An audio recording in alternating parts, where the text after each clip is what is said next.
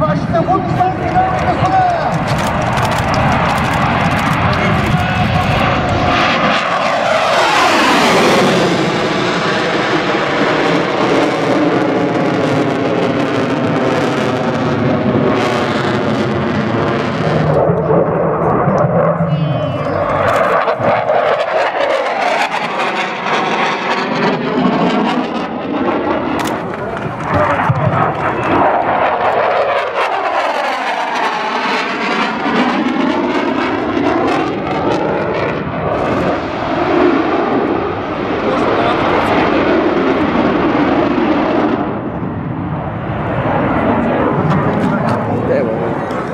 Видях къде си и ти оцели главата.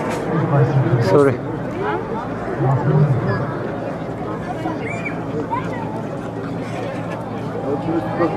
То вече всякът мина, да.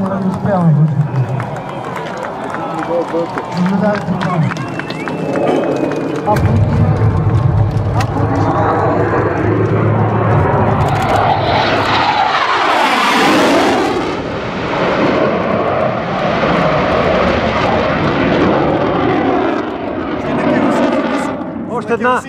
Още една! Той го поиска. Ми се каза още една. Ало. Скоростта е 0.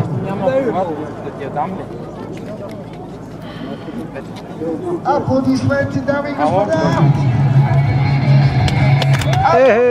за генерал Радев, дами и господа! Пиратски румене. Мене няма да ви изненадам, ако ви кажа, че това не е всичко. Погледните вляво! Земята, пилотите ще излезат от техните машини и ще се съберат с разподаден въобще да се чувстват част от тях.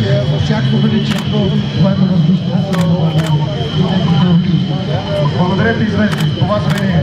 Нека наблюдаваме кацането и на двойката МиГ-21.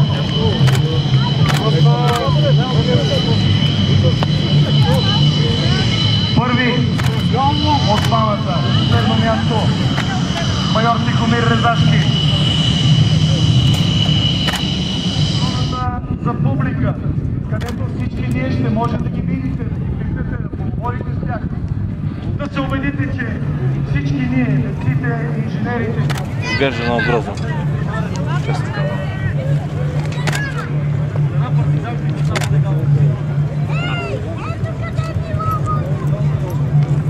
Мен, снимаш с камерата? Да.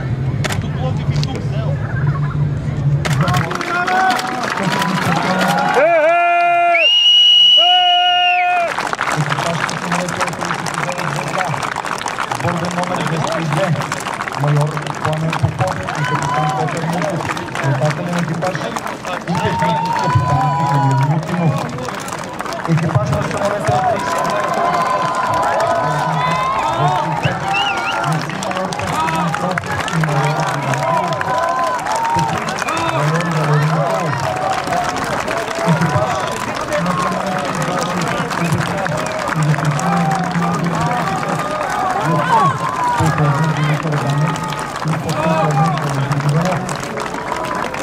Имаш време, помни по Бориса се види.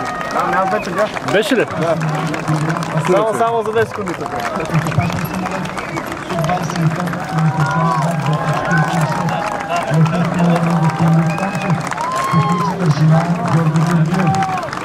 Екипаж на самолета МиГ-29, регистрационен знак 26. Генерал Радев, може ли автограф?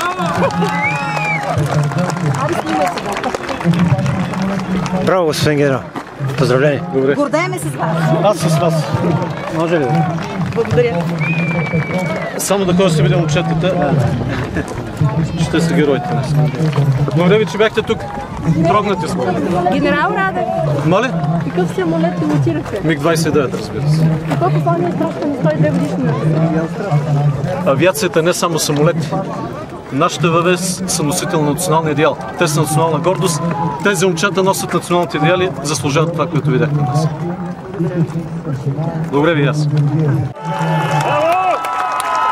разбира се, аз съм горд с всички тези момчета вършат от ВВС. Както ви казах, ВВС е огромна школа. Тя е школа за патриотизъм, тя е школа за организираност, тя е школа за национално достоинство. Ето с този дух България ще върви напред и нагоре, както и изтребители. Добре.